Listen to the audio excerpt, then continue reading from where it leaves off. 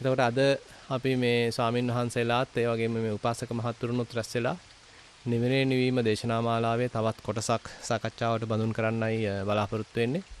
ඉතින් මීට වසර ගණනාවකට ඉහතදී අතිපූජනීය කටුකුරුන්දේ ඥානানন্দ ස්වාමින් වහන්සේ එදා මීතිරිගල නිස්සරණ වනේ වැඩ සිටිය යෝගාචර සංඝ පිරිස අරභයා දේශනා කරපු දේශනා මාලාව මුල් කරගෙන තමයි එතකොට මේ සාකච්ඡා අපි පවත්වන්නේ. ඉතින් මම ආරාධනා කරනවා අද 13 කුටියේ ස්වාමීන් වහන්සේ පැමිණලා නැති නිසා අපේ 16 කුටියේ ධම්මසේනක ස්වාමීන් වහන්සේට එහෙමනම් එදා නතර කරපු තැනින් පටන් ගන්න කියලා 456 පිටුව මුලින්ද 456 මෙතනින් පටන් ගන්නවා. අවසරයි සංසි. නමෝ තස්ස භගවතු අරහතු සම්මා සම්බුද්දස්ස නමෝ තස්ස භගවතු අරහතු සම්මා සම්බුද්දස්ස නමෝ තස්ස භගවතු අරහතු සම්මා සම්බුද්දස්ස.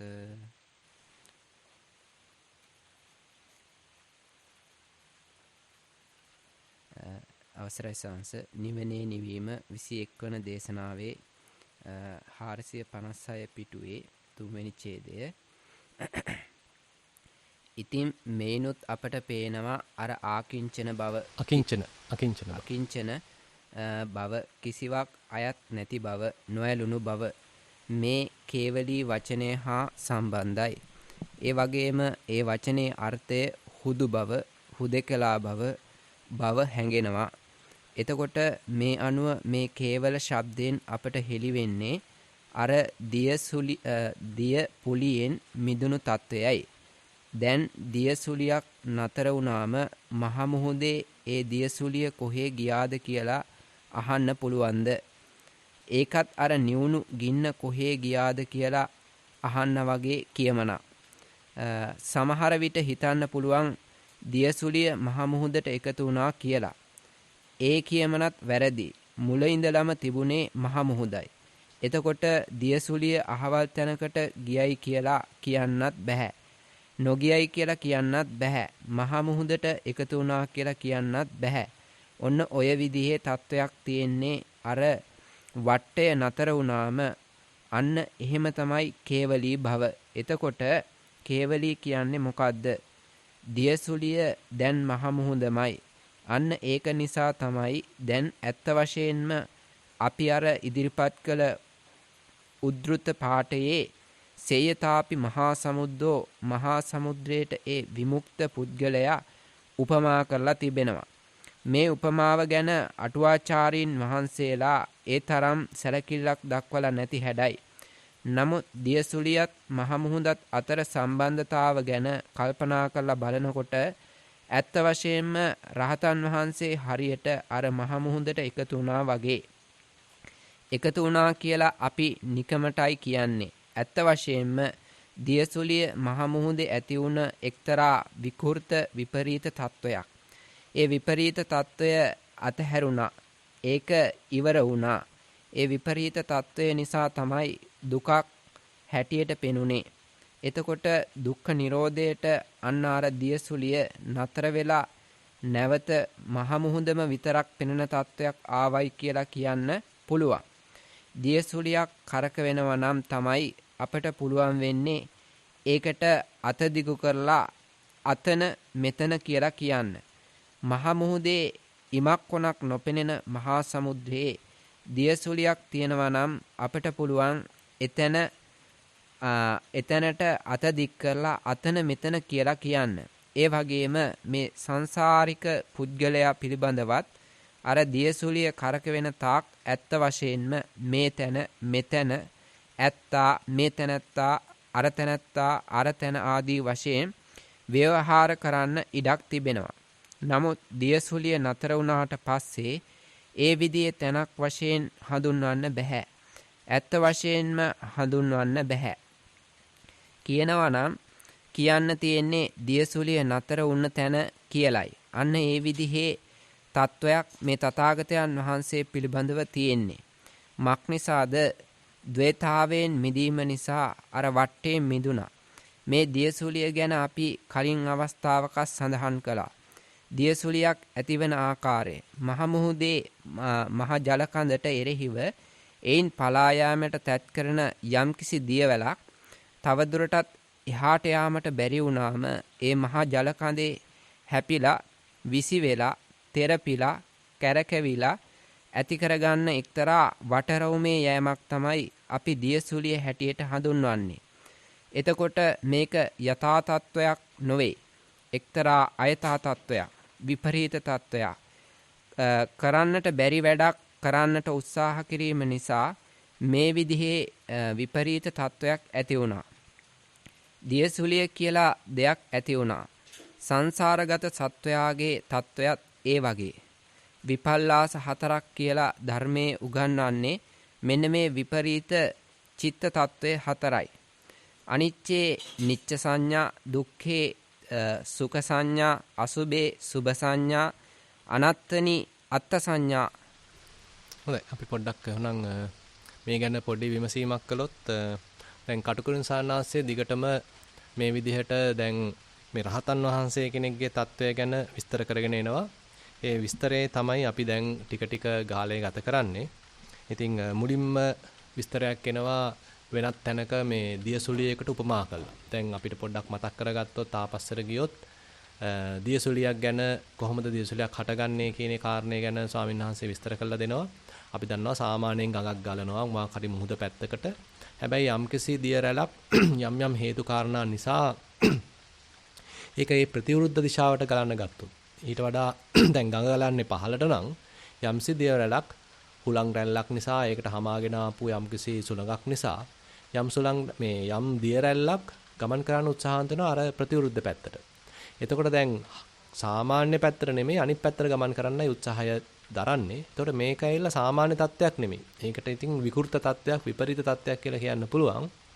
අන්න ඒ විපරීත තත්ත්වය දැන් ටික ටික වර්ධනය වෙලා දැන් එයාට උඩහට යන්නත් බෑ. දැන් පහළට යන්න උවමනාවකුත් නැහැ. මොකක් හරි ක්‍රමයක් නිසා හේතුවක් නිසා උඩහට නිකන් රළ ගහන ගතියක් තියෙනවා.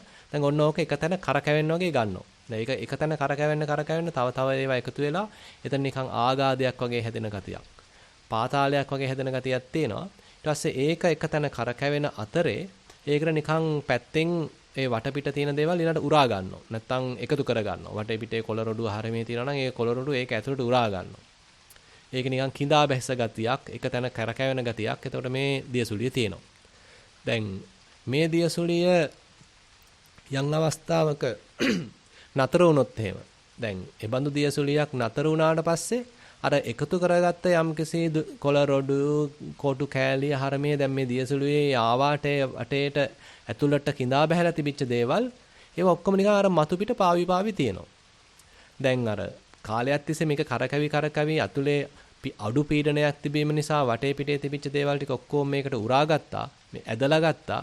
හැබැයි පස්සේ මේ දියසුලිය සමනය වුණාට පස්සේ ඊට පස්සේ මොකද වෙන්නේ? හරියට ඒ උරාගත්ත දේවල්, ඇදලාගත්ත දේවල් ටික ඒ වතුර මතු පිට දැන් නිකන් පාවි තියෙනවා. දැන් හැබැයි දියසුලියක් නැහැ. ඉතින් ඒතකොට අපිට පෙන්වන්න පුළුවන් අන්න අතන තමයි දියසුලිය තිබුණේ කියලා. දැන් දියසුලිය තියෙන අවස්ථාවේදී අපිට ඒක පැහැදිලිව දැක ගන්න පුළුවන්. එළියේ ඉඳන් අපිට පැහැදිලිව පේනවා. අන්න අතන දියසුලියක් ක්‍රියාත්මක වෙනවා කියලා, එතන යම් සක්‍රීය ස්වභාවයක් තියෙනවා කියලා අපිට දැනගන්න පුළුවන්. පස්සේ තමයි ඒක සංසිඳුණාට පස්සේ ඒ බඳු සක්‍රීය තත්වයක් එතන නැහැ. හැබැයි අර ඒ දියසුලිය ක්‍රියාත්මක වෙච්ච වෙලාවේදී එයා වෙතට ඇදගත්ත යම්කිසි කොළ රොඩු, කොටු කෑලි හරමේ ඒවා ඔක්කොම නිකන් අර පොළොව මත පිට තාමත් නිකන් තැරඳි තියෙනවා. හැබැයි දැන් දියසුලියක් නැහැ. ඉතින් එතකොට අපිට කියන්න පුළුවන් මෙතන තමයි ඉස්සෙල්ලා දියසුලිය තිබුණේ කියලා. ඉතින් ඔය தত্ত্বය කටුකුරුන් සාන්නාංශයේ පැහැදිලි කරලා දෙනවා රහතන් වහන්සේ කෙනෙක්ගේ தত্ত্বයට.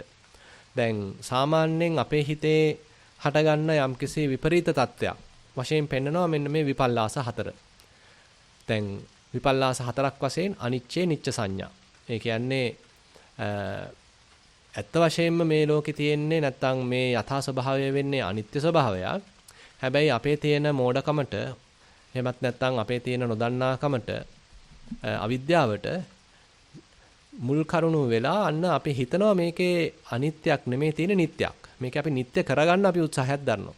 ඒතකොට මේ අනිත්‍ය වූ දෙයක් නිට්ටය කරගන්න දරන උත්සාහය අනිත්‍ය වූ දෙයක් නිට්ටයයි කියලා අපි ඒ හිතේ ඇති කරගන්න වැරදි වැටහීම විපල්ලාස තත්වයක් නැත්නම් විකෘත තත්වයක් කියලා කියන්න පුළුවන්. ඒක විපරීත තත්වයක්.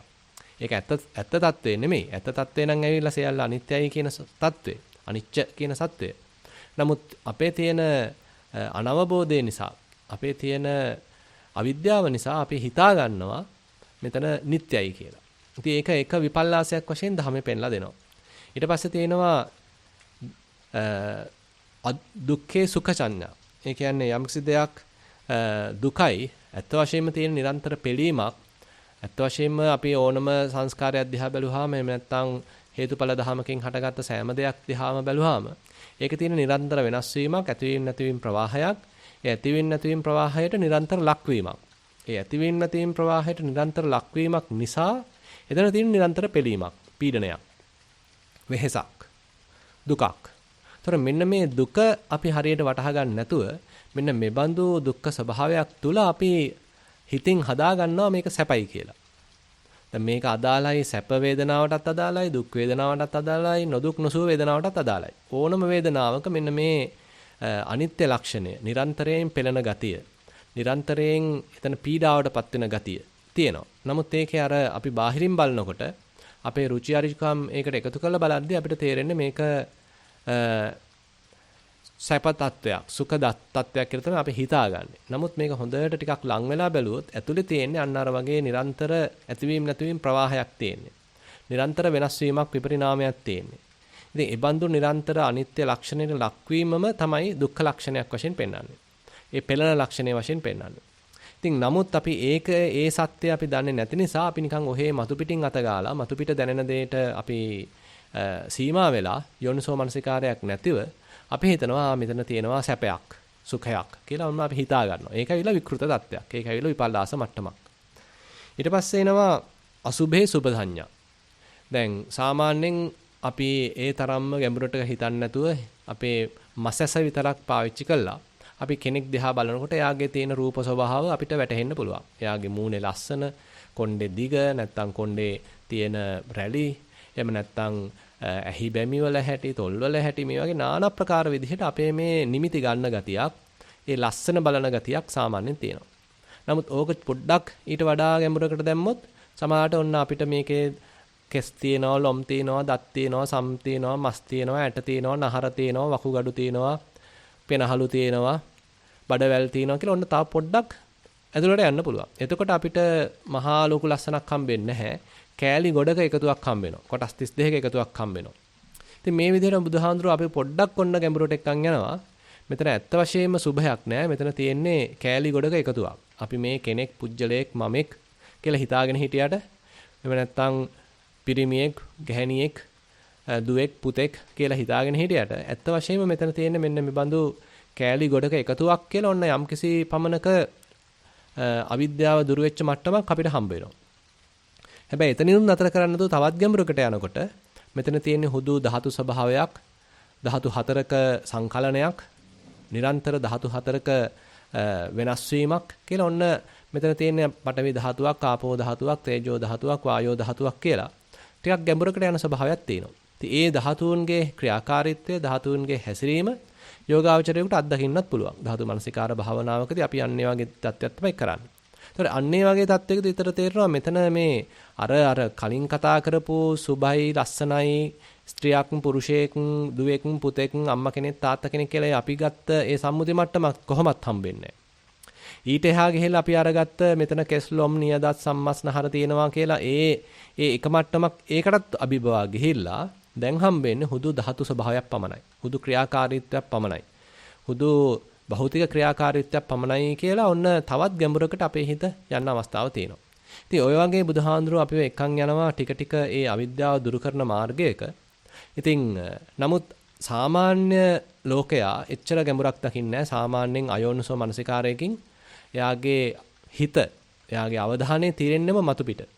එයාගේ අවධානය තියෙන්නෙම නිකන් එළියේ පේන්න තියෙන හැඩේ මත, රූපය මත, නැත්නම් එයා ඒ සටහන් මත, වර්ණය මත. මෙන්න මේ වගේ බොහොම මතු පිට තලයක තමයි මේ අයෝනිසෝ මනසිකාරයකින් කෙනෙක්ගේ මනස ක්‍රියාත්මක වෙන්නේ. ඉතින් එතකොට යාට ගැඹුරක් පේන්නේ නැහැ. ඉතින් යා ඉන්නෙම තනිකර මේක ලස්සනයි, මේක සුබයි, මේක මට ඕනා, මේක මට අයිති කරගන්න ඕනා කියන ආකල්පයක තමයි යා ජීවත් වෙන්නේ. එතකොට අන්න තියෙනවා අසුබේ සුබ සංඥාවක් මෙතනට එනවා. ඊට පස්සේ මේ කාරණා තුනටම වඩා ගැඹුරුයි අනත්තනි අත්ත සංඥා කියන එක.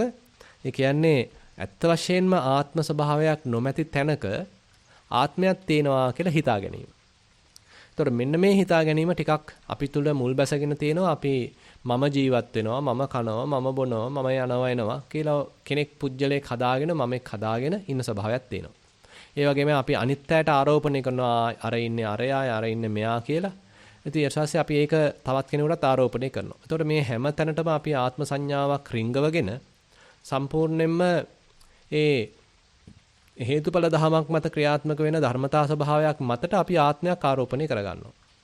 ඒ ආරෝපණය කරගත්ත ආත්ම මත අපි ගැටෙනවා, අපි ඇලෙනවා. ඉතින් ලොකු මේ පටලැවිලි ගොඩකට අහු වෙනවා.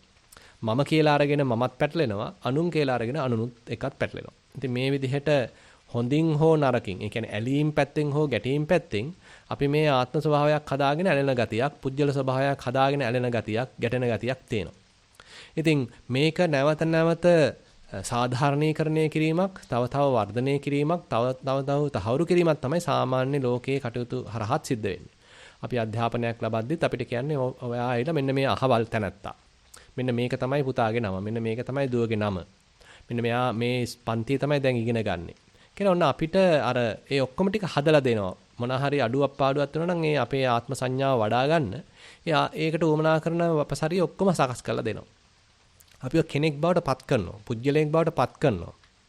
ඒ කෙනෙක් පුජ්‍යලයක් බවට පත් කරපු පසුබිම ඔන්න තව තව වර්ධනය. ඊට පස්සේ ඔන්න අපි ඉස්කෝලේ ගියාට පස්සේ ඔන්න අපි එතෙන්ට අපිට මොන තෑගි හම්බ වෙනවා. නැත්තම් ඔන්න පළවෙනියා වෙනවා. ඔන්න දෙවෙනියා වෙනවා. නැත්තම් ඔන්න අන්තිමයා වෙනවා. ඉස්කෝලේ ක්‍රීඩා කරන්න ගිහිල්ලා ඔන්න පළවෙනියා වෙනවා, දෙවෙනියා වෙනවා. ඉතින් මේ හැම තැනකම කෙනෙක් හදන්න සෑහෙන්න පොහොර හම්බ වෙනවා. ඊට පස්සේ අපි හිතමු ඔන්න අපි රස්සාවක් කරනවා. රස්සාවක් කරද්දී ඔන්න තව දේවල් ආරෝපණය කරනවා. මම අහවලා කියලා ඔන්න නමක් දෙනවා. මේ දැන් යම්කිසි මේ මොකක්ද ඒකට කියන්නේ තනතුරක් දෙනවා. ඒකට යම්කිසි পদවි නාමයක් දෙනවා. ඉතින් මේ හරහත් ඔන්න කෙනෙක් පුජ්‍යලයක් හදනවා. එයා දැන් දොස්තර කෙනෙක්, එයා දැන් ඉංජිනේරුවෙක්, එයා දැන් ගණකාධිකාරීවරයෙක් මොකක් හෝ නම් ටිකක් දාලා ඔන්න එතනත් දැන් කෙනෙක්ව හදනවා. තවත් පුජ්‍යලයක්ව හදනවා. නමක් ආරෝපණය කරනවා. තත්වයක් ආරෝපණය කරනවා. පුජ්‍යල ස්වභාවයක් ආරෝපණය කරනවා. পদවියක් ආරෝපණය කරනවා. ඒවටත් ඔන්න අපි බැහැ ගන්නවා. අන්තිමට අපි මේ යනකොට සමාලාවට මේ ඔක්කොම කරපින්නගෙන මේ හැමදේම ඇත්ත කියලා හිතාගෙන මේවැ පැටලිලා තමයි සාමාන්‍යයෙන් කටයුතු කරන්නේ. ඉතින් එතකොට මෙන්න මේ වගේ ආත්ම ස්වභාවයේ වර්ධනය වෙන ගතියක්, පුජ්‍යල ස්වභාවයේ වර්ධනය වෙන ගතියක්, ඒව මතම පැටලැවිලා, ඒව මතම මුලා වෙලා ඉන්න ගතියක් තමයි මුළු සාමාන්‍ය ලෝකයේ තියෙන්නේ. ඉතින් ඒ බඳු තත්වයක් අපි ඇත්ත කරගෙන තමයි ජීවත් වෙන්නේ. ඉතින් ඒ తত্ত্বය විපරීත తত্ত্বයක් වශයෙන් බුදුරජාණන් වහන්සේ දේශනා කරනවා. මේක ඇවිල්ලා හුදු මවාපෑමක්. මේක ඇවිල්ලා සත්‍ය ස්වභාවයක් නෙමෙයි. මේක ඇවිල්ලා හුදු ආරෝපණයක්. මේක ඇත්ත වශයෙන් තියෙන දෙයක් නෙමෙයි කියලා බුදුහාඳුර ටිකක් අපිට එක පැත්තකින් හිතා ගන්න බැරි අනාත්ම සංඥාවක් ඉදිරිපත් කරනවා. ඉතින් මේ අනාත්ම සංඥාව කියන එකත් එකපාරට අපිට තේරෙන්නෙත් නැහැ. එකපාරට මේකට ප්‍රතිපදාවකට දාගන්නත් බෑ. ටික ටික හැබැයි අපි භාවනාවක් විපස්සනාවක් වඩනකොට ටික ටික Tamanට මේ හිතේ ඒ සිද්ධ වෙන මමයා හැදීම නැත්තම් මම කියලා ඒ ස්වභාවයක් විටින් විට ආරෝපණය කර ගැනීම, කෙනෙක් පුජ්‍යලයක් වීම කෙනෙකුට සමහර විට වැටහෙන්න ඉඩ තියෙනවා. ඉතින් මෙන්න මේ වගේ කෙනෙක්ට සිද්ධ වෙන මේ කෙනෙක් වීම, පුජ්‍යලයක් වීම, මමෙක් වීම කියන එක විපරීත තත්වයක්, විපල්ලාස තත්වයක් කියලා බුදුහාමුදුරුවෝ දේශනා කරනවා. ඉතින් මේ වගේ අනිත්‍ය වූ ස්වභාවයක නිට්ටයයි කියලා ගැනීමක්, දුක්ඛ වූ ස්වභාවයක සැපයි කියලා ගැනීමක්, ඊළඟට අසුභ වූ ස්වභාවයක සුභ වශයෙන් ගැනීමක්, අනාත්ම වූ ස්වභාවයක ආත්ම වශයෙන් ගැනීමක්. මෙන්න මේ කාරණා හතර විපල්ලාස හතරක් වශයෙන් පෙන්නනවා, විකෘත මට්ටම් හතරක් වශයෙන් පෙන්නනවා. මේක අර දිය රැළ සාමාන්‍ය ගලණයට ප්‍රතිවිරුද්ධව ගලාගෙන යන්න හදන දැඟලිල්ල වගේම දැඟලිල්ලක්. ඒ නිසා පුදුමාකාර වෙහෙසක් කෙනෙක් මේ අත්දකින්නවා. මොකද මේ දිය රැළ යන්නේ සාමාන්‍යයෙන් පහළට මුහුද පැත්තට. හැබැයි ඒකේ ප්‍රතිවිරුද්ධ පැත්තට යන්න ගිහිල්ලා ලොකු කරදර ගොඩකට නැත්තම් ආයාස ගොඩකට වෙහෙසකට ඒ දිය රැළපත් වෙනවා වගේම මේ කෙනෙක් පුජ්‍යලයක් තැනැත්තෙක් මමෙක් හදාගත්ත ඒ ස්වභාවයත් ලොකු වෙහෙසකට පීඩාවකට ඊළඟට තව මේ වටවලල්ලේ කැරකැවීමකට ලක් වෙනවා. ඉතින් මේ తত্ত্বය යම්සි කෙනෙක් අවබෝධ කරගත්තා නම් ඒ తত্ত্বය තමයි අත්‍තරම මේ රහතන් වහන්සේ කෙනෙක් වශයෙන් දැන් කටුකුරුන් සාන්හන්සේ ටිකක් මතු කරලා පෙන්නන්නේ. එතන තියෙන්නේ අර සම්පූර්ණ දිය රැළ නතර වෙච්ච ගතිය. සම්පූර්ණ දියසුලිය නතර වෙච්ච ගතිය. දැන් දියසුලිය නිකන් වතුරම වෙලා. ඉතින් වතුරෙම තමයි තිබුණේ. ඒකයි මේ සායනහස මතක් කරන්නේ. දැන් වතුර උනා කියලා කිව්වත් ඒක වැරදි. මොකද වතුරෙමයි තිබුණේ. දැන් වතුරේ දැන් ඒක නැහැ කියලා කිව්වත් ඒත් නිකන් වැරදි. ඉතින් ඔය වගේ පොඩ්ඩක් තියෙනවා අපිට මේකෙදී සම්මුතියක් ලං කරගන්න තියෙන අමාරුවක්. මොකද මේක ඇවිල්ලා එතන තියෙච්ච විකෘත මට්ටමක්. දැන් ඒ විකෘත తত্ত্বය සමනය වුණා. ඒක නිකන් වතුරම බවට පත් වුණා. දැන් නිකන් ආයේ වෙනස් විශේෂයක් පෙන්වන්න බෑ. මෙතන ගලණයක්, කැරකැවිල්ලක්, වටයක් පෙන්වන්න බෑ. හැබැයි අර ඒ විකෘත අවස්ථාවේදී තිබිච්ච එතෙන්ට ඇදගත්ත, උරාගත්ත ඒ කොළරොඩු ටික නම් ඔන්න එතන තැනින් තියෙනවා. ඒ වගේ තමයි කියනවා රහතන් වහන්සේ කෙනෙකුත් දැන් ඒ සම්පූර්ණ ඒ සාමාන්‍ය වටයක් කරකැන මට්ටමේදී එහෙම නැත්නම් අර විපල්ලාස තිබුණ මට්ටමේදී උන්වහන්සේ යම්කිසි දෙයක් එකතු කරගෙන තිබුණා. රූපස්කන්ධයක් එකතු කරගෙන තිබුණා. වේදනාස්කන්ධයක් එකතු කරගෙන තිබුණා. සංඥාස්කන්ධයක් එකතු කරගෙන තිබුණා. සංස්කාරස්කන්ධයක් ක්‍රියාත්මක වුණා. විඥානස්කන්ධයක් ක්‍රියාත්මක වුණා. නමුත් දැන් ඒ සියලු විකෘත තත්වයන් සමනය වීම හරහා විපල්ලාස සියල්ල සමනය වීම හරහා දැන් ඒ විකෘත තත්වය දැන් අවසන් වුණා. හැබැයි හරියට අර දියසුලිය එකතු කරගත්ත කොළරොඩු ටික පේන්න තියෙනවා වගේ දැන් මේ රහතන් වහන්සේ ගාවත් ඔන්න තාම රූපස්කන්ධයක් පේන්න තියෙනවා. වේදනාස්කන්ධයක් පේන්න තියෙනවා. සංඥාස්කන්ධයක් පේන්න තියෙනවා. සංස්කාරස්කන්ධයක් පේන්න තියෙනවා. විඥානස්කන්ධයක් පේන්න තියෙනවා. හැබැයි ඒකයිල සමනය වෙච්ච මට්ටමක්. අර සාමාන්‍ය මේ විකෘත විපල්ලාස මට්ටමක් නෙමෙයි. දැන් අර නිකන් එකතු වෙච්ච කොළරොඩු ටිකක් වගේ තමයි දැන් මේ තියෙන තත්ත්වය. ඉතින් මෙන්න මේ උපමාව හරි ලස්සනට කටුරුන් සන්නාංශේ ලං කරනවා මේ දේශනා මාලාවට. ඊට පස්සේ මේකම තව ටිකක් ගැඹුරින් විස්තර කරනවා කේවලී කියන වචනය ඉස්සරහට අරගෙන. දැන් කේවලී කියන වචනේ තියෙන්නේ හුදෙකලා කියන අර්ථය. දැන් අපි සාමාන්‍යයෙන් කියනවා කේවල පරිසුද්ධයි කියලා. ඒ කියන්නේ හාත්පසින් පරිසුද්ධයි. කිසිම අපිරිසුදු බවක් ඇත්තෙම නැහැ. මේකට කුණු රොඩු මොකක්වත් එකතු වෙලා නැහැ. කුණු රොඩු වලින් සියල්ල අවසන් වෙලා. නැත්නම් කුණු රොඩු සියල්ල ඈත් වෙලා. හුදකලා බවක් පමණයි තියෙන්නේ. අපි හිතමු වතුරට මොන හරි කුණු රොඩු එකතු වුණා නම් ඒක කේවලී නැහැ. ඒක අපිරිසුදුයි. මිශ්‍ර වෙලා තියෙන්නේ. නමුත් ඒ කුණු ඔක්කොම ටික අයින් වුණා නම් ඒ වතුරේ තියෙන පිරිසුදු බව පමණයි. ඒ වතුර දැන් හුදකලා තනි ද්‍රව්‍යයක් බවට පත් වුණා. තනි ද්‍රවයක් බවට පත් වුණා. අපිට කියන්න පුළුවන් අන්න කේවල පරිසුද්ධ තත්වයක්. ඔන්න දැන් පිරිසුදු වතුර. කියලා ඔන්න අපිට නිකන් ව්‍යවහාර කරන්න පුළුවන්. අන්න ඒ වගේ දැන් මේ අපේ හිතෙත් নানা ප්‍රකාර විවිධාකාර කෙලෙසුන් ගහණය වෙලා තියෙනකොට මේකට අහු වෙලා තියෙනකොට ඊට පස්සේ ඒවැයෙන්ම අර වගේ විපරීත තත්වයක් විපල්ලාස තත්වයක් හදාගෙන ඉන්නකොට අපි හිතමු යම්කිසි ක්‍රමවේදයක් පාවිච්චි කළා මේක සමනය වුණා නම් සම්පූර්ණයෙන්ම පිරිසුදු තත්වයකටපත් වුණා නම් අන්න ඒකට කියනවා කේවලී කියලා. ඒ රහතන් වහන්සේට උඩ මෙන්න මේ කේවලී කියන වචනය අන්වර්ථ නාමයක් වශයෙන් පාවිච්චි කරලා තියෙනවා. හොඳයි අපි චුට්ටක් තා ඉස්සරහට යමු. අනිත්‍යෙහි නিত্য සංඥාව ඇති කරගෙන ඒ විපල්ලාසය ඒ විපරීත හැඟීම ඇති කරගෙන අසුභෙහි සුභ සංඥාව ඇති කරගෙන දුක්ඛෙහි සුඛ සංඥාව ඇති කරගෙන අනාත්ම වූ දේහි ආත්ම සංඥාව ඇති කරගෙන භවයේ ඉදිරියට යෑමට සංසාරගත පුද්ගලයා යම්කිසි උත්සාහයක් දරනවා.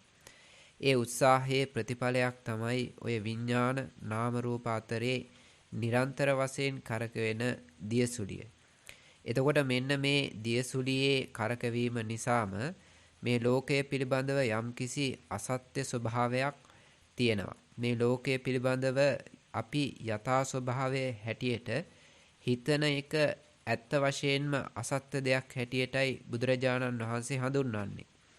ඒකට හොඳ නිදසුනක් අපි කලින් අවස්ථාවකත් සුත්ත නිපාතේ ද්වේතානුපස්සනා සූත්‍රයෙන් උද්දෘත කරලා දැක්වුවා.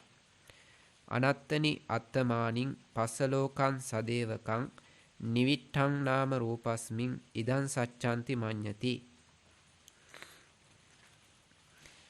අනත්තනි අත්තමානින් පස්සලෝකං සදේවකං අනාත්ම වූ දේහි ආත්මය යන මානය ඇති කරගත්තු මේ දෙවියන් සහිත ලෝකයා දෙස බලව නිවිට්ඨං නාම රූපස්මින් නාම රූපයට රිංගාගෙන නාම රූපයට ඇතුල් වෙලා ඉදං සච්ඡන්ති මඤ්ඤති මේ සත්‍යයයි හඟි. ඒක හැඟීමක් පමණයි, සත්‍ය කාරණයක් නොවේ. මේ ලෝකයේ සත්‍යයි කියලා ඇත්ත වශයෙන්ම හිතන දේ අසත්‍ය ස්වභාවයක් හැටියටයි මේන් හැඟෙන්නේ. ඒකම තවත් හොඳට පැහැදිලි වෙනවා සුත්ත නිපාතේ උරංග සූත්‍රයේ කීප තැනකමත් සඳහන් වෙන එක සමාන පාඨයකින්. හොඳයි පොඩ්ඩක් ඉන්න අපි දැන් යන්න කලින් මේ වාක්‍ය නැත්තම් මේ ගාථාව ගැන පොඩ්ඩි විවරණයක් කරගත්තොත් අනත්තනි අත්තමානින් පස්ස ලෝකං සදේවකං මේ ඇත්ත වශයෙන්ම අනාත්ම වූ ස්වභාවයක් තුළ ආත්මයක් තියෙනවා කියන මානයට ගත්ත ඒ බඳු හැඟීමකින් ඒ බඳු සංඥාවකින් යුක්ත වෙච්ච ලෝකයා දෙස දෙවියන් මරුන් බඹුන් මේ මිනිස්සෙන් සහිත ලෝකයා දෙස බලන්න කියලා පස්ස බලන්න කියලා කියනවා. නිමිත්තං නාම රූපස්මින් මේ බඳු නාම රූපයක් තුරට බැසගෙන ඉදං සත්‍යන්ති මඤ්ඤති. ඉන්න මේ නාම රූපය ඇත්ත දෙයක්, තියෙන දෙයක්, සත්‍ය දෙයක් කියලා මඤ්ඤණා කරනවා. එතකොට මෙන්න මේ ගාථාව හරීම ප්‍රබලයි කියන්න පුළුවන්. එතකොට අපේ මිනිස්සය වුණත්, දෙවියෝ වුණත්, බ්‍රහ්මයෝ වුණත් මේ මනසේ මැවෙන නාම රූපය නිරන්තරයෙන්ම ඇත්ත කරගන්න ගතියක් තියෙනවා. මනසට යම් යම් අරමුණු වල චිත්ත රූප වශයෙන් අපි සරලව හිතාගත්තොත් ඒ බඳු චිත්ත රූප පහළ වෙනවා. ඒ හැම චිත්ත රූපයක්ම නාම රූපයක්ම අපි ඇත්තයි මේක මම හොඳයි මේක මම වැළඳ ගන්න ඕනේ මේක මගේ කියලා ඔන්න ඒකට බැහැ ගන්න ගතියක් තියෙනවා. ඉතින් එතකොට මෙන්න මේ නාම රූපයත් විඥානයත් අතර තියෙන මෙන්න මේ කරකැවිල්ල. ඒක තමයි ඇත්ත වශයෙන්ම දියසුලිය වශයෙන් දහමේ පෙන්ලා දෙන්නේ. ඒ කියන්නේ අර අපි දැන් විස්තර කරපු මේ දියසුලි తত্ত্বය මනසේ ක්‍රියාත්මක වෙන නැත්නම් අපේ මනෝලෝකයේ ක්‍රියාත්මක වෙන්නේ විඥානයත් නාම රූපයත් අතර තියෙන අන්‍යෝන්‍ය තරංගයක් වගේ. දැන් නාම රූපයක් පිළිඹු වීම සඳහා විඥානය අවශ්‍ය වෙනවා. ඒ වගේමයි විඥානයේ ප්‍රකට වීම සඳහා නාම රූපයක් අවශ්‍ය වෙනවා. එතකොට නාම රූපයක් හැම තිස්සෙම එතකොට විඥානයක පිළිඹු වීමක්, දර්ශනීය වීමක් සිද්ධ වෙනවා. ඒ දර්ශනීය වෙනකොට අන්න විඥානයක සත්භාවය නැත්තම් විඥානයක පැවතීම කෙනෙකුට තේරෙන්න පටන් ගන්නවා. ඒක නිකන් හරියට චිත්‍රපටි ශාලාවක තිරයක් නිකන් තියෙනකොට ඒකේ මොකක්වත් පේන්නේ නැහැ. අපි තුමු සම්පූර්ණ කළුවර වෙලා තියෙන්නේ. සම්පූර්ණ අන්ධකාරයක් තියෙන්නේ. එකම ලයිට් එකක්වත් දාලා නැහැ. තාම චිත්‍රපටිය පටන් ගත්තෙත් නැහැ. ඒතකොට ඒ බඳු 100%ක් අන්ධකාරයක් නම් තියෙන්නේ අපිට මේ ඉස්සරහා තිරයක් තියෙනවා කියලා පේන්නේවත් නැහැ. හැබැයි ඔන්න දැන් ආලෝක කදම්බයක් පතිත වෙලා ඒකෙන් ස්ත්‍රියක් මේ පුරුෂයෙක් නිලියක් නළුවෙක් ඔන්නව මාක් හරි ජවනිකාවක් විතර නිරූපණය කරනකොට ඒ නිරූපණය වීම හරහා ඔන්න නාම රූපේ ක්‍රියාත්මක වෙනවා. එහෙම නැත්නම් ඒ බඳු ජවනිකාවක් ක්‍රියාත්මක වෙනවා. ඒ ජවනිකාව පතිත වෙලා තියෙන අර තිරය මත. ඒතකොට තිරයක් අවශ්‍ය වෙනවා. ඒතකොට තිරයක් තියෙනවා කියන එකක් එහෙනම් අපිට තේරුම් ගන්න පුළුවන් මේ ආලෝක කදම්බය හරහා. නමුත් අපිට වෙන්නේ ඒ ඉදිරිපත් වෙලා තියෙන ඒ ප්‍රක්ෂේපණය කරපු ජවනිකාව හරිම විචිත්‍රයි.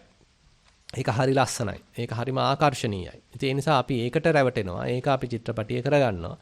ඒකෙන් නිරූපණය වෙන ඒ මනස්කල්පිත කතන්දරය තුළ අපි ජීවත් වෙන්න පටන් ගන්නවා. ඉතින් ඔන්න වගේ තත්ත්වයක් තියෙනවා. ඉතින් අපේ හිතේ සිද්ධ වෙන්නේත් මෙන්න මේ බඳුම දෙයක්. අපේ හිතෙත් මෙන්න මේ වගේ නාම රූපයක් තියෙනවා. ඒ නාම රූපය හැමතිස්සෙම අන්න අර විඥාන තිරයක තමයි පිනිබුබු වෙන්නේ. ඉතින් අපි මේ විඥාණය ඒ නාම රූපෙට අහු වෙනවා. ඒ නාම රූපයට බැස ගන්නවා.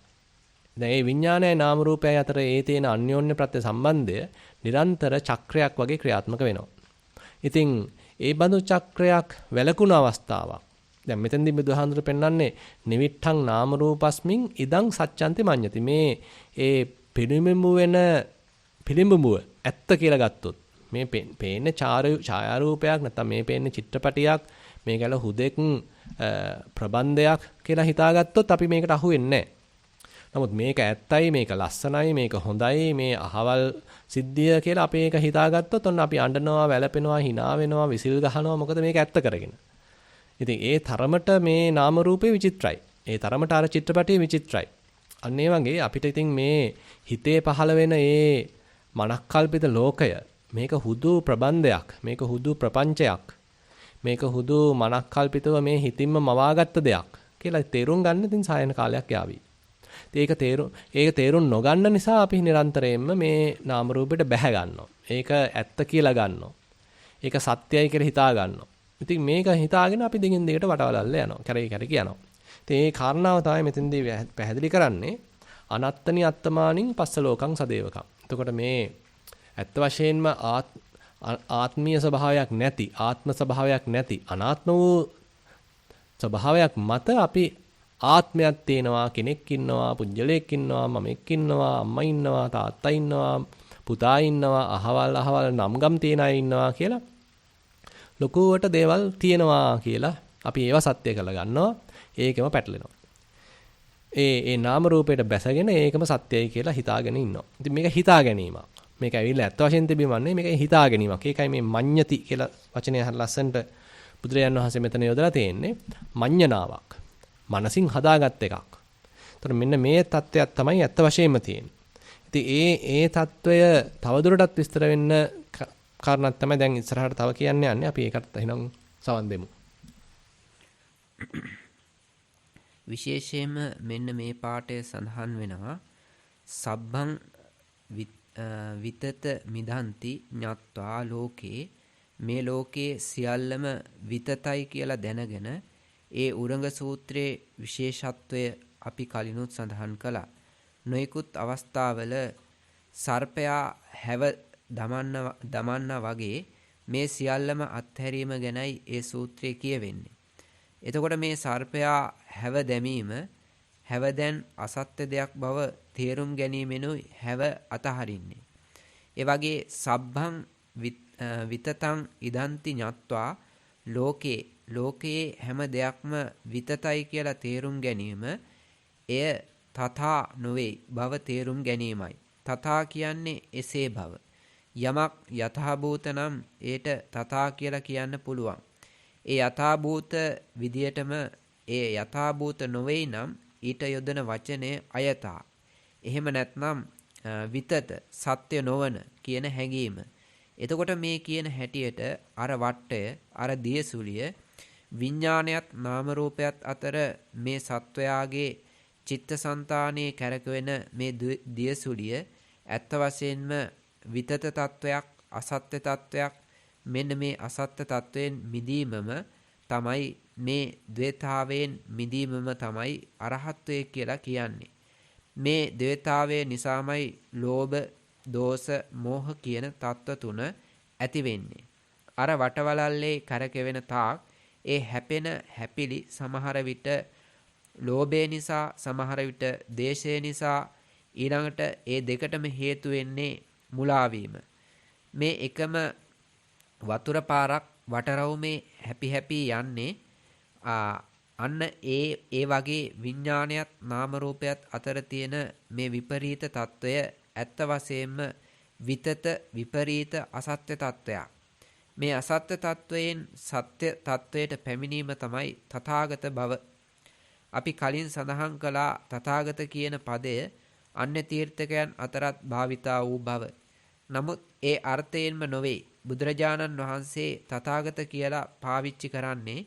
ඒ අන්‍ය තීර්ථකයින් නම් තථාගත කියන ඒ වචනයෙන් අදහස් කළේ අර සත්ව පුද්ගල සංඥාව ගෙන දෙන විමුක්ත කියලා කිව්වට ඇත්ත වශයෙන් සත්ව පුද්ගල සංඥාවක් ඇති කෙනෙක්. හොඳයි පොඩ්ඩක් කියමු. දැන් මෙතනදී ඉස්සරහට අරන් තිනවා මේ උරග සූත්‍රයේ එන කොටසක් සබ්බං විතත මිදන්ති ඤත්වා ලෝකේ. එතකොට දැන් අර උරග සූත්‍රයේ නැවත මේ උද්දෘත වෙන කොටසක් තේනවා නිරන්තරයෙන්ම මේ රහතන් වහන්සේ හරියට නිකන් සර්පෙක් ඒ හැවක් අත්හැරලා දානවා වගේ. දැන් අපි දන්නවා සර්පයෝ පිටින් විට හැව අත්හරිනවා කියලා. නැත්නම් හැව අත්හැරලා දානවා. මොකද උගේ උඩහම කාලයකට ඉවත් වෙනවා. ඉතින් ඌට ඒක දැන් කොහේ හරි බිලයක හරි කොහේ හරි අතරක හිර කරගෙන ඒක අත්හැරලා දානවා. ඒතර මේ කාරණා හරි ලස්සනට බුදුහාඳුරු යොදා ගන්නවා මේ කෙනෙක් පුජ්‍යලයක් ආත්මයක් කියලා හිතාගත්ත මේ ගතිය එහෙමනම් අතහැරලා දාන්න සිද්ධ වෙනවා. ඒක නිකන් හැවක් වගේ. ඒකයිලා බොරුවක්, මුලාවක්. ඒකයිලා සත්‍ය දෙයක් නෙමෙයි. එතකොට මේ සත්‍ය නොවන ස්වභාවයට විතත කියලා නම පාවිච්චි කරලා තියෙනවා. සාමාන්‍යයෙන් තත කියලා කියන්නේ සත්‍ය ස්වභාවය. ඇත්ත ස්වභාවය. යථාභූත ඥාන දර්ශනය කියලා කියන්නේ මේ ඇත්ත ඇති සැටියෙන් දැන ගැනීම.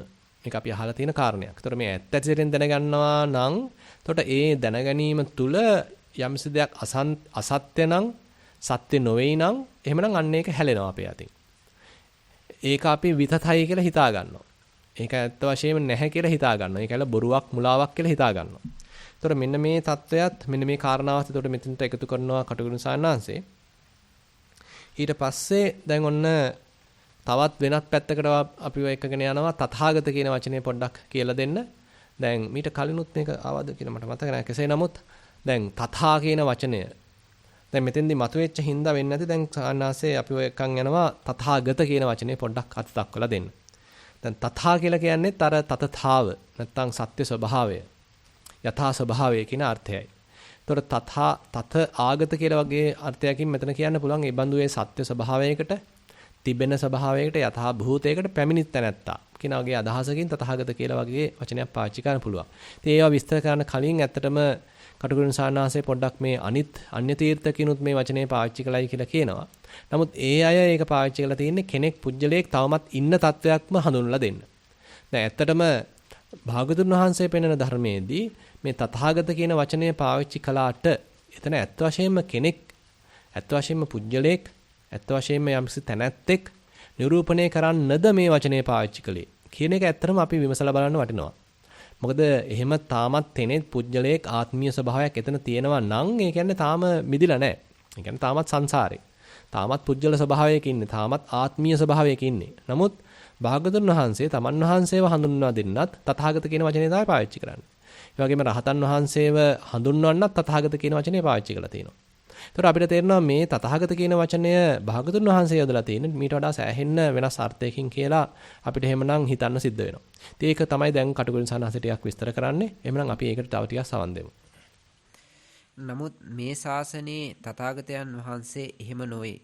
බුදුරජාණන් වහන්සේ සමහර අවස්ථාවල නිරුක්තියකුත් දක්වලා තියෙනවා තථාගත පදයට.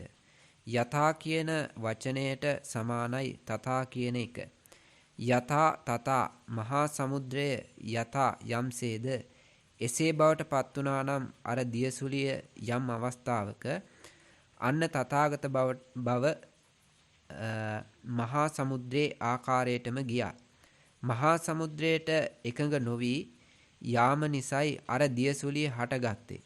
මහා සමුද්‍රයට අනුව ගියා නම් අනිච්චේ නිච්ච සංඥා ආදී අර විපරීත දර්ශනය ඉවත් කළා නම් යථාභූත ඥාන දර්ශනයෙන් අවිපරීත වූ යථාභූත ඥාන දර්ශනයෙන් විපරීත වූ විපල්ලාස හතර ඉවත් කරගෙන ලෝකේ යථා ස්වභාවයට අනුව තමන් සකස් වුණා නම් අන්න එබඳු පුජ්‍යලයයි තථාගත. ඒ තථා විදියටම ගියා. එහෙම නැත්නම් අපට තවත් විදියකට කියන්න පුළුවන්.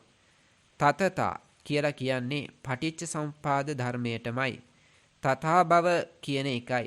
තතතා කියලා කියන්නේ පටිච්ච සමුප්පාද ධර්මයේ වැදගත්කම හෙළිවන ඊටාම වටිනා වචනයක්. බොහෝ දුරට කොන් වෙලයි තියෙන්නේ. මේ වචනය තතතා කියලා කියන්නේ අර තථා භව. එතකොට ඒ තතතාව තේරුම් අරගෙන තතතාවට නැවත පැමිණීමක් වගේ. අනික් අතට බලනවා නම් තත ආගත බව තථාගත බව සමහර අවස්ථාවල අටුවාචාරීන් වහන්සේලාත් තත ආගත නිරුක්තිය දක්වනවා. නමුත් මේ අර්ථය නොවේ දෙන්නේ. ඒ විදිහට අපට තත ආගත කියලත් කියන්න පුළුවන්. සත්‍ය තත්වයට නැවත පැමිණි. ඒ සත්‍ය තත්වයට නැවත පැමිණීම නිසා මහා සමුද්‍රයට අමුතුවෙන් එකතු වීමකුත් නැහැ. අඩුවීමකුත් නැහැ. මක් නිසාද? අර මුලින් දියසුලියේ ඇතුලේ තිබුණෙත් වතුර. පිටත තිබුණෙත් වතුර. එතකොට ඒ විදියටම තමයි මේ සංසාරගත සත්වයාගේ තත්වයත්. හොඳයි. අපි මෙතනත් චුට්ටක් ඕනනම් අතුරකට යන්න පුළුවන්. දැන් තථාගත කියන වචනය විස්තර කරලා දෙද්දී දැන් අර සමුද්‍රයේ බවටම පත් වුණා මහා සමුද්‍රයට සමානයි කියලා එහෙම අර ඉස්සරලා අර තථාගතයන් වහන්සේ නැත්නම් භාගතුන් වහන්සේම අර වච්චගොත්ත පරිබ්‍රාජකයාට පොඩි උපමාවක් කියනවා.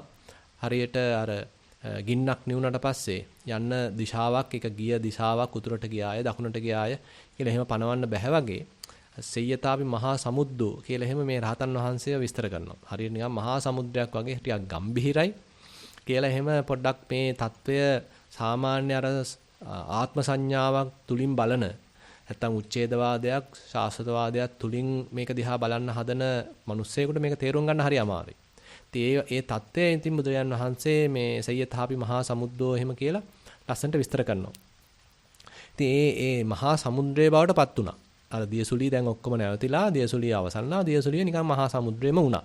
මොකද එයා තේරුම් ගත්තා මේක මේ තේරුමක් නැහැ මේ උඩහට යන්න ගිහිල්ලා යන පැත්තට යන එකම තමයි හොඳ කියලා. ඉතින් තේරුම් ගත්තා වගේ තත්ත්වයක්.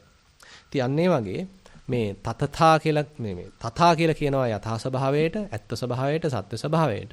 ඒ සත්‍ය ස්වභාවය අවබෝධ කරගෙන ඒ සත්‍ය ස්වභාවයට එක අතකින් කියනවා නම් ඉතින් නතු වුණා. සත්‍ය ස්වභාවයට යටත් වුණා. සත්‍ය ස්වභාවය පිළිගත්තා. දැන් මේ සත්‍ය ස්වභාවයත් එක්කමයි ඉන්නේ. ආයිත් දැන් විශේෂ ස්වභාවයක් නෑ. ආයි කෙනෙක් පුඤ්ජලයක් මමික් වෙන්න යන්නේ නැහැ. ආත්මයක් ගොඩනගන්න යන්නේ නැහැ. මෙතන ආත්ම ස්වභාවයක් නැහැ. මෙතන තියෙන හේතුඵල දහමක් කියලා, මෙතන තියෙන ධර්මතාවක් කියලා. මම තේරුම් ගත්ත ස්වභාවය තමයි එහෙනම් මෙතන තියෙන්නේ. එතකොට තතථා කියන වචනේ ඊළඟට ස්වාමීන් වහන්සේ මතු කරනවා. තතථා කියන වචනය ඉදප්පච්චේතාවට පාවිච්චි කරලා තියෙනවා. දැන් භාගතුන් වහන්සේ ඉදප්පච්චේතාව විස්තර කරද්දී, පරිසම්පාදේ විස්තර කරද්දී එහෙම කියනවා. අයන් තත්ත තතථා මේකමයි තතථාව මේකමයි සත්‍ය ස්වභාවය කියලා එහෙම පරිසම්පාදේ ටිකක් ගම්භීර කළා. ඒකේ තියෙන වැදගත්කම අපිට මතක් කරලා දෙනවා. එතකොට මේ පරිසම්පාද ධර්ම න්‍යාය හොඳින් හඳුනාගත්ත තැනැත්තා. මේක හොඳින් විනිවිද දැකගත තැනැත්තා. එහෙමනම් මේ රහතන් වහන්සේ කියලා කියන්න පුළුවන්. එතකොට ඒ යථා ස්වභාවයටම පැමිණි තත ආගත. ඒ පරිසම්පාද න්‍යාය හොඳින් තේරුම් අරගෙන ඒ ධහම තුලම දැන් ජීවත් වෙන ඒකම තමන්ගේ භුක්තියට සින්න කරගත්ත ස්වභාවයක්. ඒ ධර්මතාවම තමයි ක්‍රියාත්මක වෙන්නේ කියලා මනමින් අවබෝධ කරගත්ත ස්වභාවයක් එනම් මෙතන තියෙනවා. ඒ தത്വෙටපත් වුණා නම් අන්න තථාගත කියලා කියන්න පුළුවන්. ඒතර මෙන්න මේ වගේ විවරණයක් දැන් කටුකුරුන් සානාසෙ දෙනවා. ඉතින් විවිධ පැතිවලින් මේක ඉස්සරහට යනවා. ඉතින් කාට හරි අපි මේ කියපු දේවල් ගැන මොනවා හරි තව විමසන්න යමක් තියෙනවා නම් පොඩි අවස්ථාවක් ගන්නත් පුළුවන් ඉතිරි කොටසට යන්න කලින්. දැන් ඊළඟට තියෙන අලුත් ඡේදයක් පටන් ගන්න.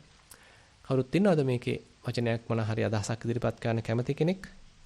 නැත්තම් කියපු දේවල් වලට තව යමක් එකතු කරගන්න කැමති කෙනෙක්? අවසරයි සෝනාස. හරි. මේ අපිට නිතරම ලොකු සාහිණාංශය මතක් කරනවා මේ භාවනා කරගෙන යනකොට මේ අපි බලන රූපය. රූපයේ අනිත්‍ය ස්වභාවය දක්න විදිහට භාවනා කරන විදිහ. එහෙම නැත්නම් පරතෝ ගෝසයෙන් බලන විදිහට පරතෝ ගෝසෙන්නේ පරතෝ බැල්මෙන්. පරතෝ බැලීමෙන් මේ රූප වේදනා සංඥා සංකාර විඥාන කියන මේ පංචස්කන්ධය දිහා බලන ස්වභාවය පිළිබඳ අපිට කමටහන් ලැබිලා තියෙනවා.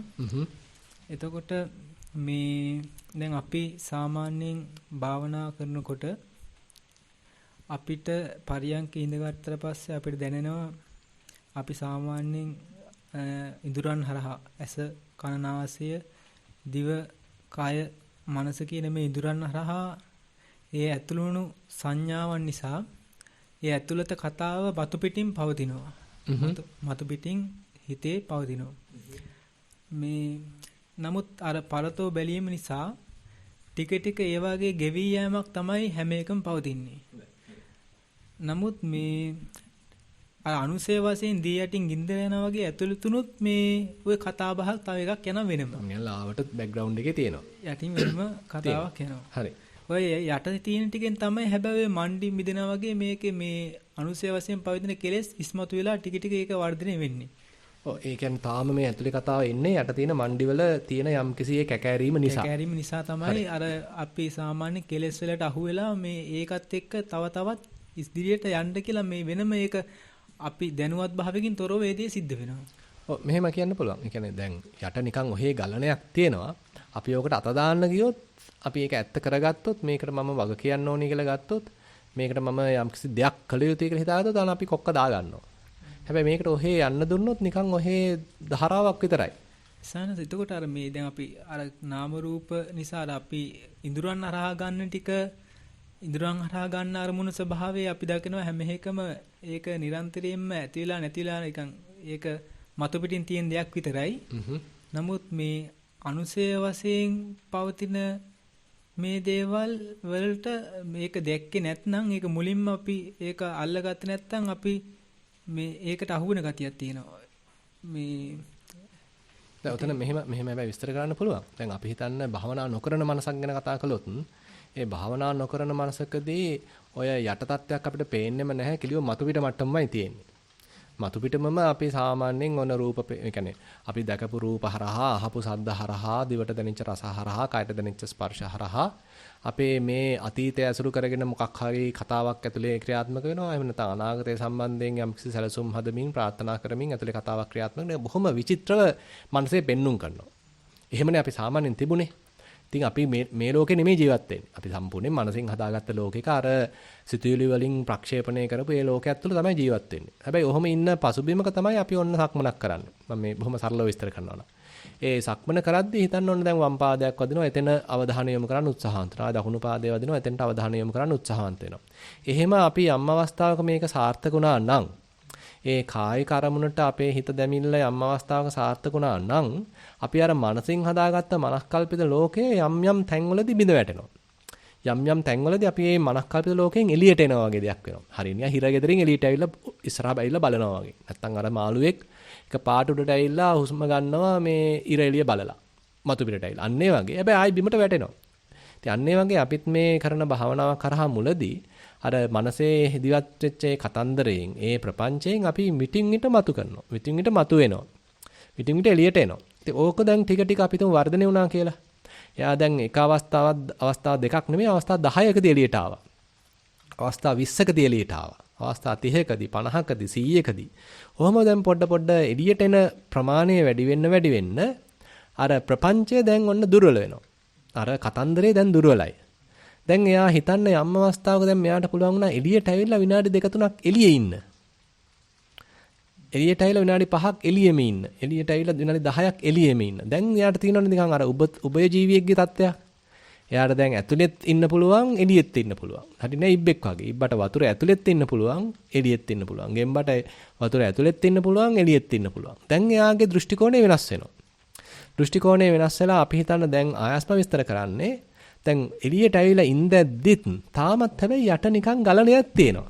යට ගලන්නේ පේන්නේ සයින්ස්. පේන්නේ නිකන් ලාවට හැබැයි දැන්. ඒක අර කලින් තරම් ඒකට අහු වෙලා ඒක තුල මුලා වෙලා ඒකම ඇත්ත කරගෙන බැසගත්ත තත්ත්වයක් නෙමෙයි දැන් තියෙන්නේ. දැන් එළියට ආවා හැබැයි තාමත් නිකන් ඔහේ අර ලාවට නිකන් පුංචි නිකන් කොළරොඩු එනවා වගේ පොඩි සිතුවිලි කෑලි එනවා පුංචි සංඥා එනවා පොඩි රූප සටහන් ඇතුලේ පේනවා. හැබැයි ඒව නිකන් අර තරම් ලොකු බලපෑමක් අපිට කරන්නේ නැහැ. අපි ඒකට ප්‍රබල විදියට අහු වෙන්නේ නැහැ. එහෙම නිකන් යට හැබැයි නිකන් පොඩ්ඩක් තරමින් තියෙනවා. ඒක ඉතින් අර කලින් තිබුණ තත්ත්වයට සාපේක්ෂව හොඳයි. ඉතින් මේකත් මේ දැන් මේ தত্ত্বය තව සුද්ධ වෙන්න නම් අර ආස්ම කියන්න වගේ අපේ හිත තව සුද්ධ වෙන්න ඕනේ. අපේ හිත තව ඒ කියන්නේ අපි තුළ සතිය තව වැඩෙන්න ඕනේ. හිතේ පැහැදිලි බව තව වර්ධනය වෙන්න ඕනේ. අන්නේ පැහැදිලි බව හොඳට වර්ධනය වෙන්නේ ඒ අපි ගාව ඒ දැනට ආසන්නයේ තියෙන ඒ සිතුවිලි කෑලි පොඩි කොළ රොඩු ටික තව ඔන්න ඈතට ගහගෙන යනවා. ඈතට තව ඈතට යනවා. අපේ හිතේ තියෙන පිරිසුදු වපසරිය තව වර්ධනය වෙනවා. එතකොට හිතන්න දැන් අර මනසට අරවැයෙන් කරන්න පුළුවන් බලපෑම තව අඩුයි.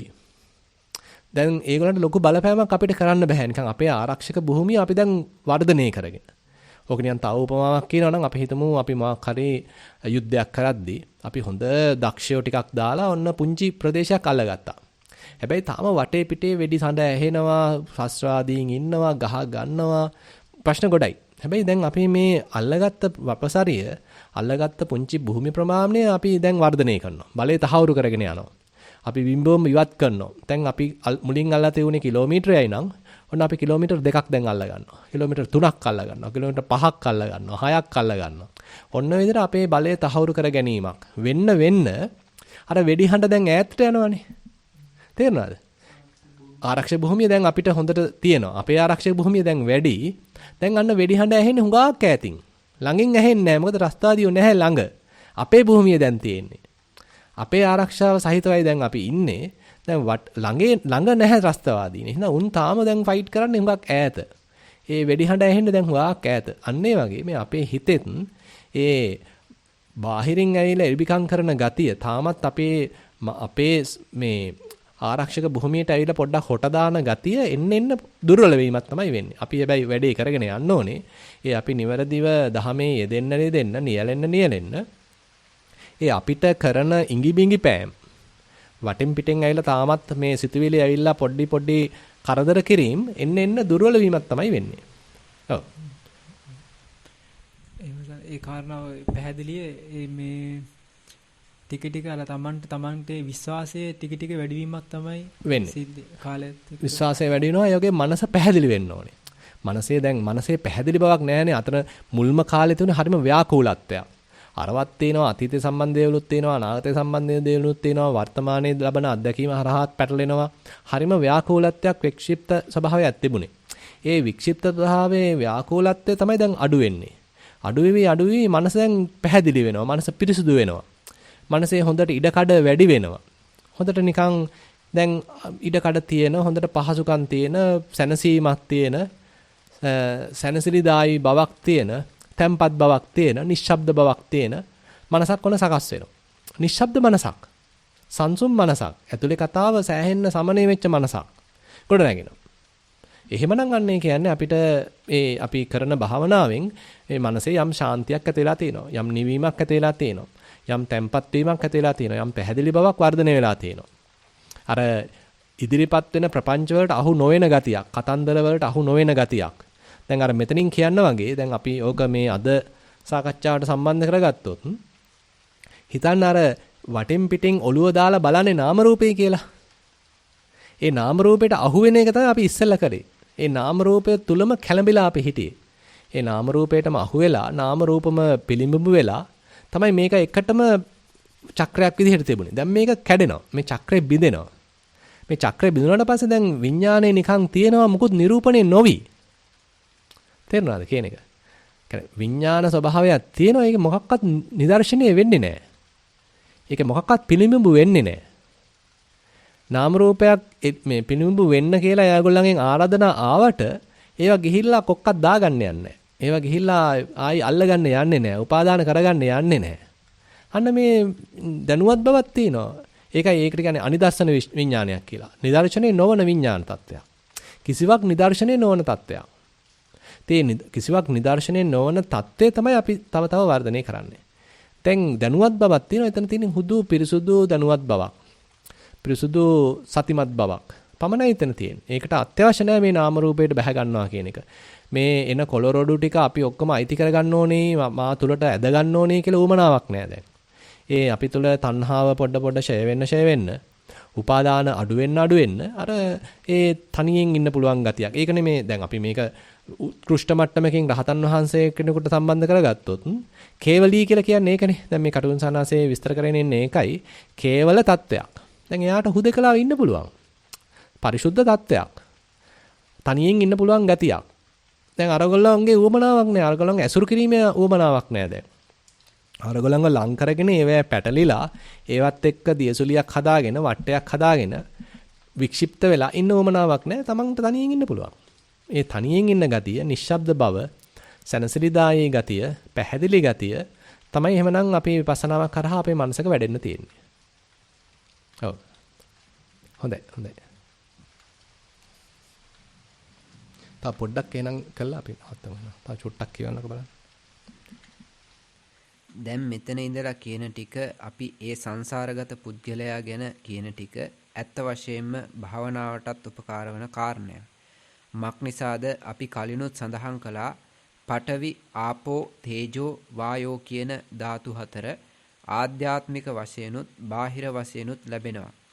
මහා හත්තිපදෝපම සූත්‍රයේ සඳහන් වෙනවා විදර්ශනාවට උපකාර වන එක්තරා සම්මර්ෂණ විදියක්.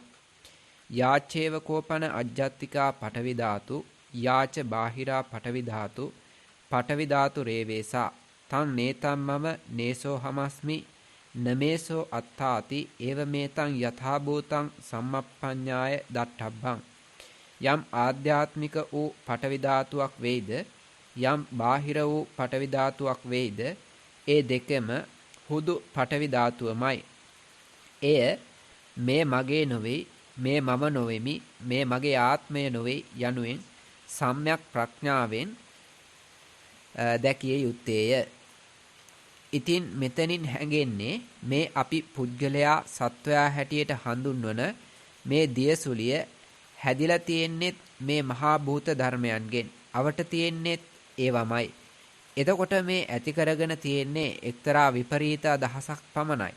මමය මාගේ යනුවෙන් මේ සංසාරගත සත්වයා තුළ තිබෙන පෞද්ගලිකත්වය පිළිබඳ හැඟීම අර දියසුලියක පෞද්ගලිකත්වය පිළිබඳව හැඟීම වගේ. පුද්ගලිකත්වයක් මවාපාන දෙයක්. ඒකයි අස්මිමාන කියලා කියන්නේ. එතකොට එය මානයක් පමණයි. අපට වඩාත් පැහැදිලිව පේනවා අවට තිබෙන පිරිසුදු වාතය දියසුලියට අහු වෙනවා ආස්වාසයේ හැටියට. ටික වේලාවකින් අපිරිසුදු පාස්වාසයේ වශයෙන් පිට වෙනවා. බාහිර ලෝකයේ පඨවි ආපෝ ධාතු ප්‍රධාන යම් යම් කොටස් පිරිසුදු ආහාර පාන නමින් දියසුලියට අහු වෙලා වටරවුම් කීපයක් කැරකවිලා අපවිත්‍ර මල මූත්‍ර හැටියට පිට වෙනවා. ඔන්න ඔය විදියට මෙතන තියෙන්නේ අර ඇතුළතත් පිටතත් පිළිබඳව ඇති කරගත්තු එක්තරා මානයක් මැනීමක්. මේ මැනීම් ගිනීම් ආදී හැම එකකටම උපකාර වන දෙයක් තමයි මේ ද්වේතාව. දෙකක් කියන හැඟීම. දෙකක් කියලා ඇති කරගත්තු හැඟීම. අන්න එතකොට ද්වේතාවෙන් මිදීම නිසාම ලෝභ, ද්වේෂ වශයෙන් තියෙන ඇලීම් ගැටීම් දෙකෙනුත් මිදෙනවා. පටපැනීම වගේ වටරවුම යන ගමනක් අවිද්‍යාව කියලා කියන්නේ. ඇත්ත වශයෙන්ම වටරවුමේ ගියාට අඳුන ගන්න බෑ ඊළඟ රවුම කැරකවිලා එනකොට අන්න ඒ විදිහේ මහ පුදුම පටපැනීමක් තිබෙනවා. අවිද්‍යාවේ අමතක වන ස්වභාවයක් තියෙනවා. එක ජීවිතයක කොයිතරම් දුක් විඳත් ඊළඟ ජීවිතයේ නැවත උපදිනකොට අලුත් ලෝකයක්, අලුත් භවයක්. අරවා මුකුත් මතක නැහැ. ඔන්න ඔය විදිහටම වටරවුමක් තමයි කාලයත් අවකාශයත් මුල් කරගත්තු මේ මහා සංසාරයේ හැටියට තියෙන සංසරණය. සංසාරය කියන්නේ අර වගේ වටරවුමේ යාමක්. ඒ වටය උනත් මේ වගේමයි. එහිම බීජය වගේ මේක. ලෙඩක් තියෙනවා නම් විස බීජයෙන්ම අහුවෙනවා ලෙඩේ. ඒ වගේ බුදුරජාණන් වහන්සේ පෙන්වා දුන්නා විඥාන නාම රූප කියන මේ අපේ සිත තුල කරකවෙන වටේ තිබෙන්නේ ඔය ධර්මතාව බව. කාලයේ අවකාශය පැත්තට අහුවෙන්නේ නැති ඊටාම සියුම් එකක්. ඒ විඥානයත් නාම රූපයත් අතර වටය. ප්‍රතිත්‍ය සමුප්පාදයේ තිබෙන අකාලික වූ ධර්මතාවත් මේකමයි. එතකොට මේක පටිච්ච සමුප්පාදය වටහා ගැනීමෙන්ම විසඳෙන ප්‍රශ්නයක්. අපි කලින් අවස්ථාවකත් ප්‍රකාශ කළා සංකතය අසංකතය වෙන්නේ සංකතයේ සංකත ස්වභාවය වටහා ගැනීමෙන් බව. මක්නිසාද සංකතයේ හැටියට තියෙන්නේ සංකතයේ බව තේරුම් නොගැනීමෙන්. මේක බැලුවාම මහා ප්‍රහේලිකාවක් වගේ. නොදැනීම නිසාමයි මේ වටවලල්ලේ යන්නේ. ඒක නිසා තමයි ප්‍රඥාවෙන් අවසාන වශයෙන් විමුක්තිය ලැබෙන බව මේ ශාසනයේ ප්‍රකාශ කරන්නේ. හොඳයි. ඉතින් සෑහෙන ගැඹුරකට තමයි ආයෙත් අපි ස්වාමීන් වහන්සේ එක්කගෙන ගියේ. මෙතනදී ද්වේතාව ගැන කතන්දරයක් එනවා. දැන් ආධ්‍යාත්මික බාහිර වශයෙන් දැන් අපි හිතමු අපි කෙනෙක් පුජ්‍යලයක් කියලා හිතාගෙන මොනවා හරි දෙයක් කරනකොට මම ඉන්නවා අනුන් ඉන්නවා. ඒතකොට හැමතිස්සෙම මේ මමයි අනුනුයි අතර අරගලයක් තමයි තියෙන්නේ. මට හම්බෙන්න ඕනේ අනිත් එක්කනට හම්බෙලා බෑ. මට ඔක්කොම ඕනේ මම පොහසත් වෙන්න ඕනේ අනිත් එක්කනට වඩා මම ඉස්සරහින් ඉන්න ඕනේ මම යාට වඩා දැනගන්න ඕනේ. නිරන්තරයෙන් මෙතන මේ මම අනුන් කියලා හදාගත්ත ද්වේතාවක් තියෙනවා. එහෙම නැත්නම් මම පොහසත් වෙන්න ඕනේ එයා දුප්පත් මම දුප්පත් එයා පොහසත්. ඒතර මෙන්න දුප්පත් පොහසත් කියලා හදාගත්ත ද්වේතාවක් තියෙනවා. ඒ වගේ මෙන්න මේ ද්වේතාව නැත්නම් මේ ද්වේනිශ්චිතව කල්පනා කිරීම සම්පූර්ණයෙන්ම එතකොට අපිව තව තව අවුල් කරනවා. තව තව අපිව මේ සංසාර වටවලල්ලේ අරගෙන යනවා. ඒතර මේ විඥානයත් නාම රූපයත් අතර තියෙන්නේත් මෙතනත් ද්වේතාවක්. එකිනෙකට සම්බන්ධ වෙන ගතියක්. එක්කෙනෙක් මත අනිත් එක්කෙනා යැපෙන ගතියක්. ඒතර මෙන්න මේ తত্ত্বය. ඒතර මෙන්න මේ විඥාන නාම රූප අතර තියෙන වටය මෙන්න මේ කරකැවිල්ල මෙන්න මේ ද්වේතාව සමනය වෙච්ච මට්ටම තමයි එතකොට එහෙමනම් රහතන් වහන්සේ කෙනෙක් කියලා අපිට හිතා ගන්න වෙන්නේ. එතකොට මේ අදහස නැත්තම් දැන් කෙනෙක් තුල ක්‍රියාත්මක වෙන තාක් එයා ගාව අස්මිමානයක් තියෙනවා කියලා කියනවා. කෙනෙක් ඉන්නවා කියලා හිතා ගැනීමක්. මාන්නයක් ඇති කර ගැනීමක්. මැනීමක්. මෙතන කෙනෙක් ඉන්නවා මම ඉන්නවා කියලා ඒ අස්මිමානය සාමාන්‍යයෙන් කියනවා ඉතින් රහත් වෙනකොටම තමයි දුර වෙලා යන්නේ කියලා. ඒ නිසා මානය කියන එක ඒ තරම් පහසුවෙන් හඳුනා ගන්න පුළුවන් කියාවක් නෑ. මොකද රාගය, ద్వේෂය වගේ කියන දේවල් නම් හිතේ පහළ වුණාම බොහොම පහසුවෙන් හඳුනා ගන්න පුළුවන්. නමුත් මේ අපේ ඇතුලේ බොහොම අඩිතාලම වගේ අපි කටයුතු කරන්නේ මේ මානයක් මත පිහිටලා, මැනීමක් මත පිහිටගෙන.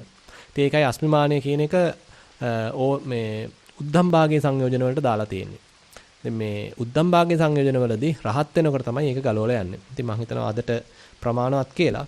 ඉතින් අදත් අපි සෑහෙන පිරිසක් අපේ ස්වාමින්වහන්සේලායි මේ විවිධාකාර අනිකුත් බාහිර කටයුතු තියෙද්දිත් මෙතන පිරිසක් එකතු වුණා.